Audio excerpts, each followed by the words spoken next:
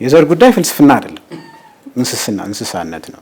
የእንስሳ ባህሪ ነው። ወደ ከሰውነት ወደ ታች ዝቅ የሚያደርግ አመለካከት ነው። በእኔ አስተያየት ደግሞ ያየነውም ይሄ ነው። ሰሞኑን የሚሆነውም ይሄ ነው። ሌላ ምንም መገለጫ የለውም።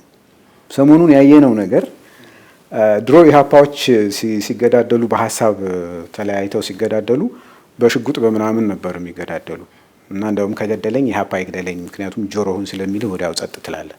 እረፍት ነው። እሱም አንድ ነገር ነው። ጥሩ ነው ማለት አይደለም። መገዳደል መጀመሪያ ነገር ለምን ይታሰባል? ግን አሁን በዘር ሲሆን አገዳደሉ ራሱ እንዴት እንደከፋ እስቲ ያው እንግዲህ ሰው ማረድ፣ ቆራርጦ መጣል፣ ራቁቱን ምናምን ማድረግ፣ ሬሳ ላይ መጨፈር ምናምን የሚመጣው ይሄ ከሰውነት በታች የሆነው አመለካከት ውስጣችን እየሰረጸ ሲሄድ የሚያመጣብን በሽታ ነው። በጣም አደገኛ በሽታ ነው። ማንም ሰው ከእንደዚህ አይነት አስተሳሰብ ኢሚዩን አይደለም።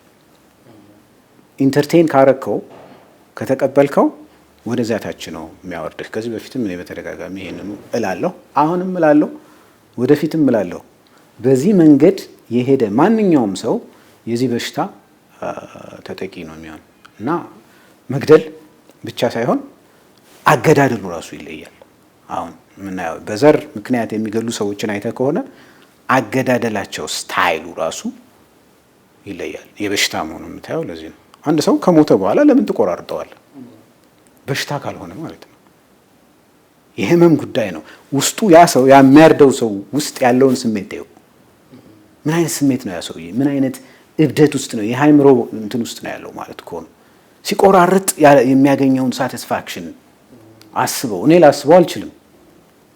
እና ወደዛ ነው የምንወርደው ነው ስንወርድ አስተሳሰባችን። ለዚህ ነው መጀመሪያ ያው የዘር ነገር እኔ ኢትዮጵያዊ በተለይ ኢትዮጵያዊ ሆነን ዘራችን በላቦራቶሪ ደም እየተወሰደ አንተ እንዲህ ነህ አንተ እንዲያ ነህ የምንባባልበት ምንም ሳይንሳዊ መሰረት የለውም።